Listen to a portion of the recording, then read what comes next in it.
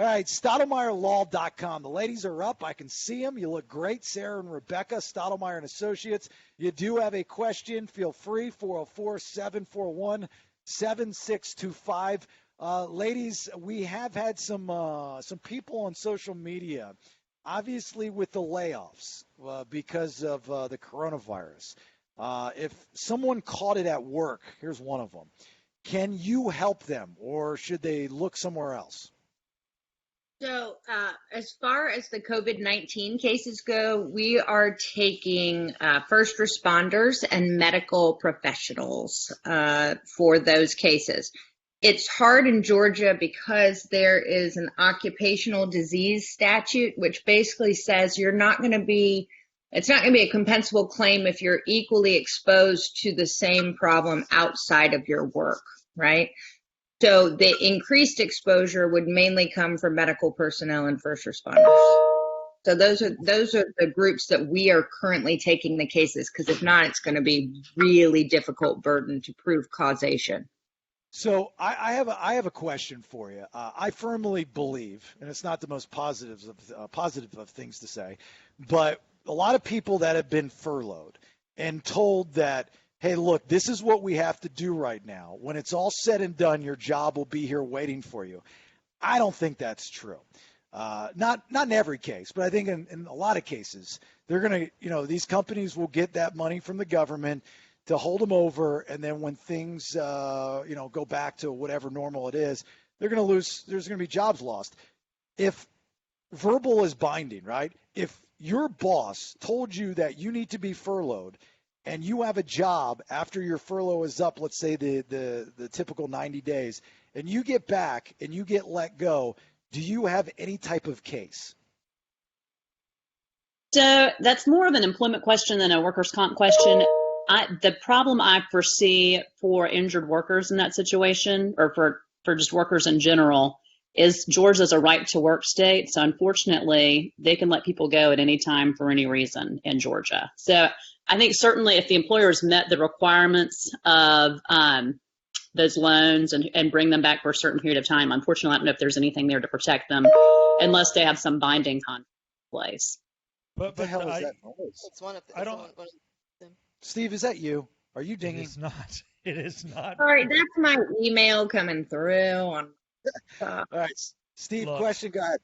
Yeah, first off, compliment to two ladies in the same bed right now. There's nothing hotter, again, than two attorneys working together. But I do want to say that we did cover this, 2 weeks ago. But I wanted to bring up, if anybody missed it, because somebody asked me, and I said, yes, I think I'm correct that if you get injured while working at home, being that you're not in the office, but you're doing office work, even if it's falling down your staircase, you could have a case. You could have a case, but I mean, it's very fact specific. So again, if you are going to the kitchen to make lunch and get a snack and do all that, and you fall down your stairs, probably not covered. If you're going to the kitchen to get a piece of paper to write some notes on while you're on a conference call, probably covered.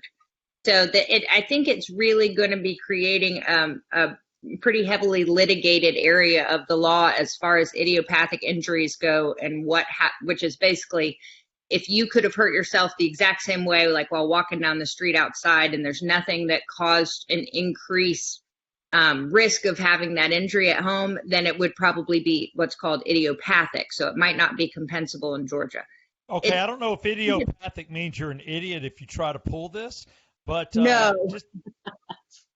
No, but what I do want to ask, have you had any cases? Has anybody come to you that's been injured at home because they're having to work at home?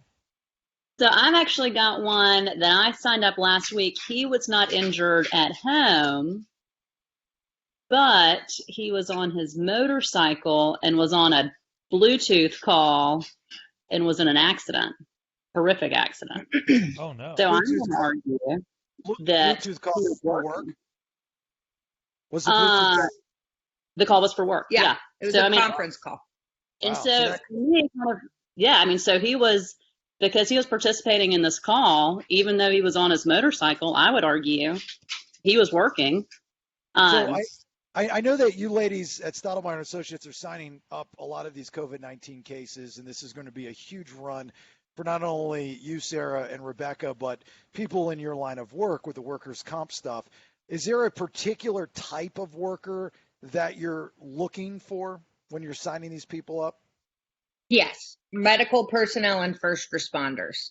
So I don't think your general COVID-19 cases are going to be great cases to bring as an injured worker. And the reason is in Georgia, you don't get your first week of benefits until you've been out of work for 21 days, right? So if somebody, sorry about the beeping, but so if somebody gets COVID-19 and is out of work for say 2 weeks, you would go through a lot of effort to get basically 1 week worth of benefits. I mean, they would pay your medical treatment. It's really going to be for either those workers, say, that died from COVID-19, or ones that are put for their families, or ones that are put on a ventilator and are hospitalized for 30 days and have outrageous medical bills. Those are the cases that you're actually going to want to proceed with a COVID-19 case. and I don't know if y'all, oh, go ahead.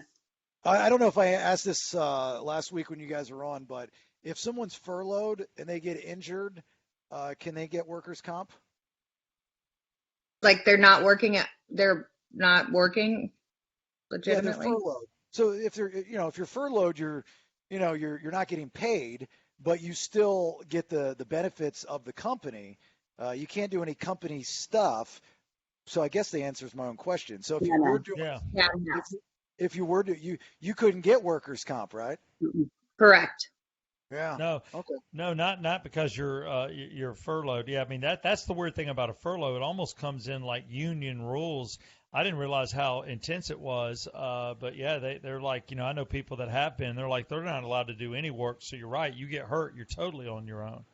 Wow. Yeah. And then that could probably screw you up for any insurance benefits that you're getting from your primary employer because you weren't supposed to be working anyway, right?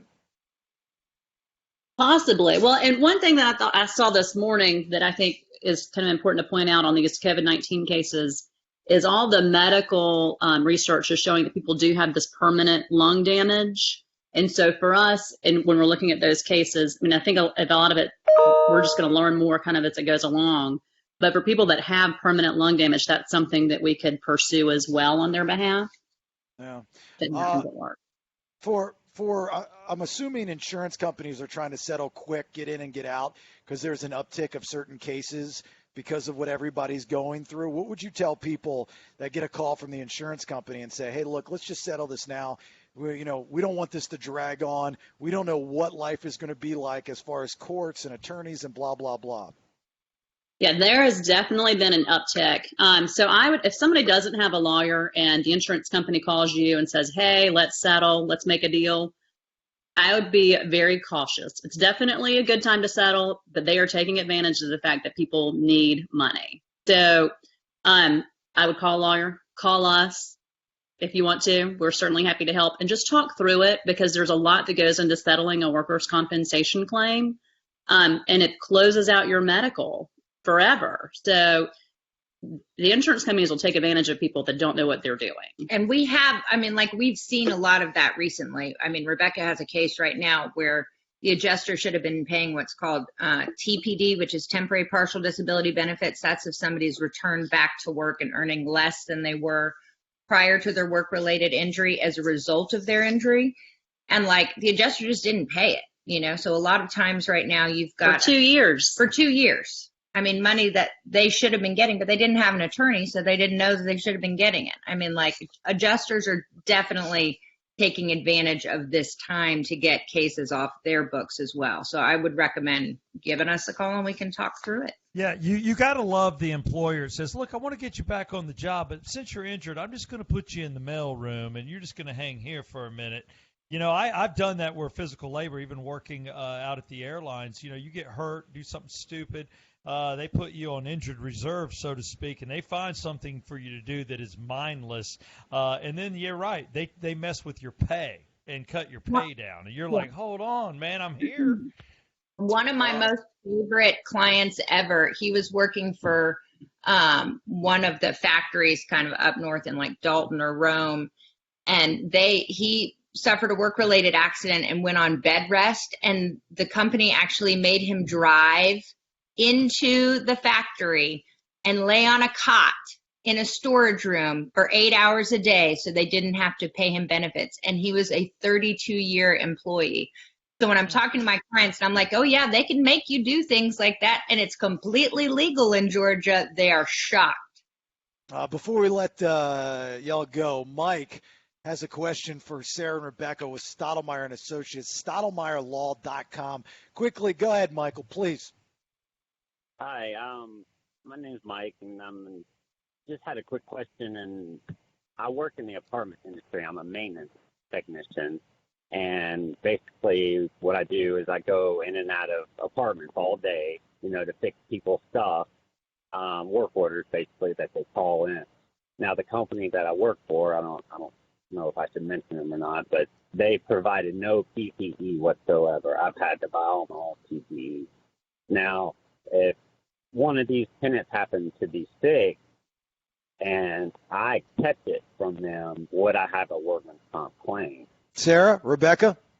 You might. So if that does happen, Mike, give us a call. What we're going to need to be able to do is prove that you got it at work. So prove who you got it from. And also, if you have lost time from work and serious medical, then it's something we may be able to help with.